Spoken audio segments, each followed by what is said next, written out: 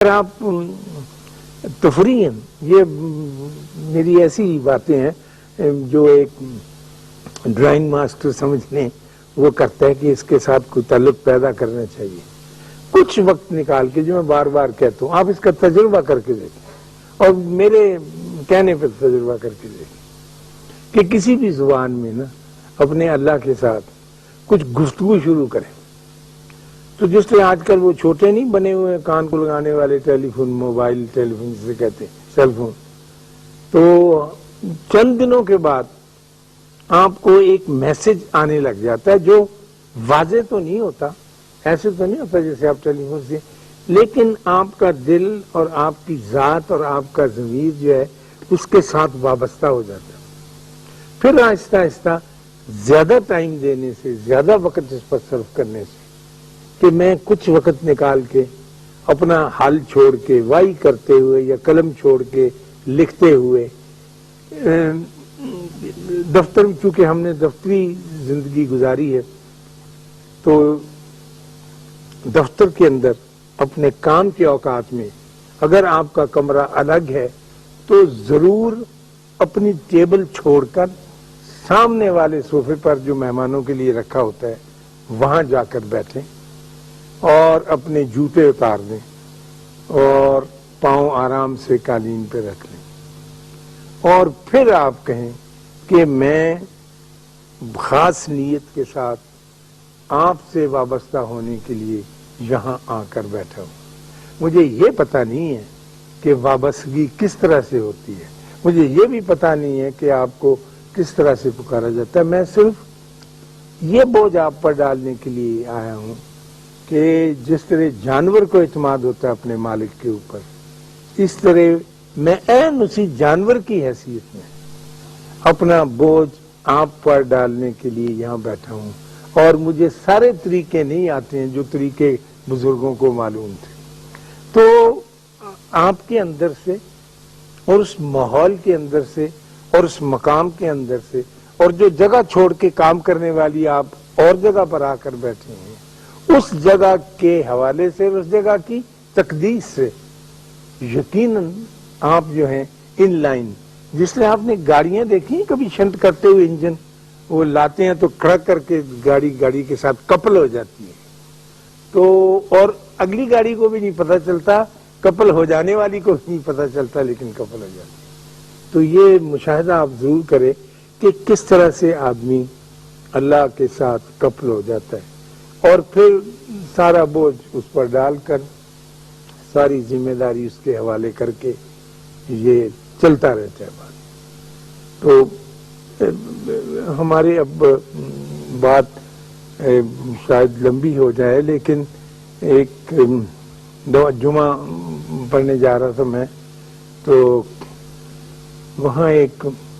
فقیر تو ہوتے ہی ہیں، تو ایک کتا تھا پلا، وہ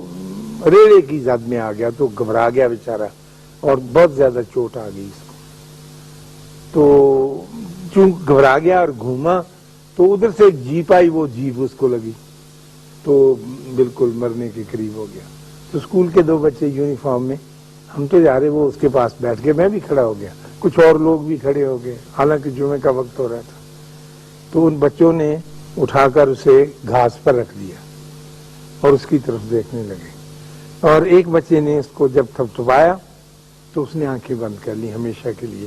کہ مجھے اس نے سگنل دے دیا ہے. تو وہ جب بند ہو گئی اس کی آنکھیں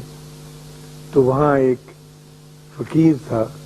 اس نے کہا کہ واہ واہ واہ، وہ بڑا خوش ہوا اس کو دیکھ کے، سارے اس سین کو. ہم کچھ آبدیدہ اور غم دیدہ تھے. تو اس نے کہا کہ یہ اب اس سرحد کو چھوڑ کر اس سرحد کی طرف چلا گیا ہے. موت یہ نہیں، وہ فقیر کہنے لگا کہ اس نے آنکھیں بند کر لی یا مر گیا. موت اس وقت واقع ہوئی تھی کہ جب یہ زخمی ہوا تھا اور لوگ سڑک کراس کر رہے تھے اور کوئی رکا نہیں تھا.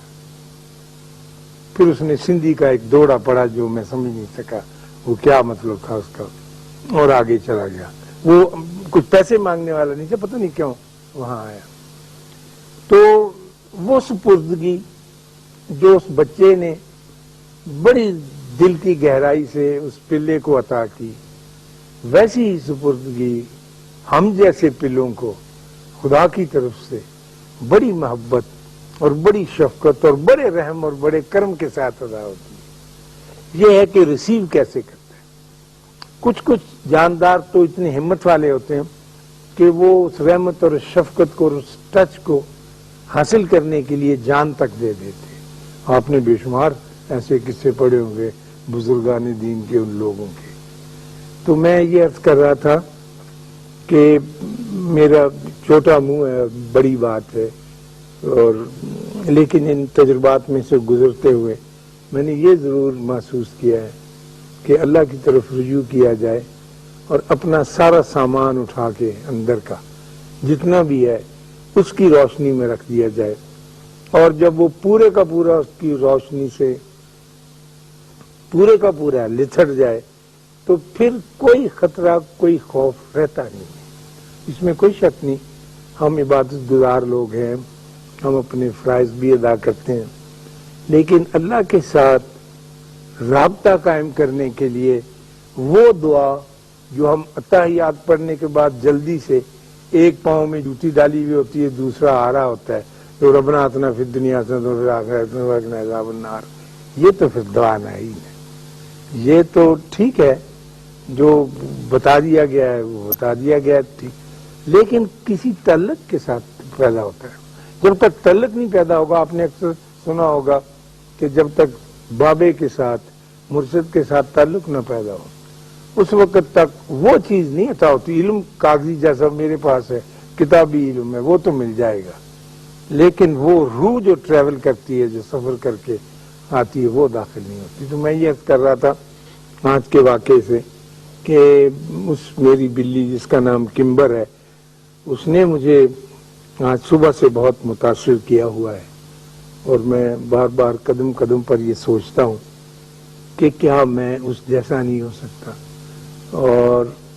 صبح سے کئی مرتبہ ابھی بھی میں جب آ رہا تھا آپ کی طرف، اسے دیکھا تو اس پہ غصہ بھی آتا ہے، پیار بھی آتا ہے، اور میں اس سے چڑ بھی رہا ہوں صبح سے کہ یہ تو اتنے بڑے گریڈ حاصل کر گئی، یعنی فرسٹ ڈویژن میں وہ تو ایم اے کر گئی ایک اعتبار سے، اور میں جو کہ اس کا مالک ہوں، میں بالکل پیچھے کا پیچھے ہی رہتے چلا جا رہا ہوں۔ تو یہ ایسی بات جو میں نے آپ کی خدمت میں پیش کی ہے، یقیناً زیادہ آپ کے غور کرنے کی ہے، اور آپ باطن کے سفر کے معاملے میں بہت بہتر ہیں مجھ سے، کیونکہ اس پروگرام سے پہلے اور آخر میں بھی آپ سے باتیں ہوتی ہیں، تو وہ جذبہ یا وہ محبت یا وہ لگن جو آپ کی سید روحوں کو عطا ہوئی ہے، وہ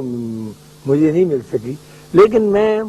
آپ کے ساتھ ساتھ بھاگنے والوں میں شریک رہنا چاہتا ہوں کہ کچھ کرنیں جب بچ جائیں آپ کے سامان میں سے تو وہ مجھے بھی مل جائیں۔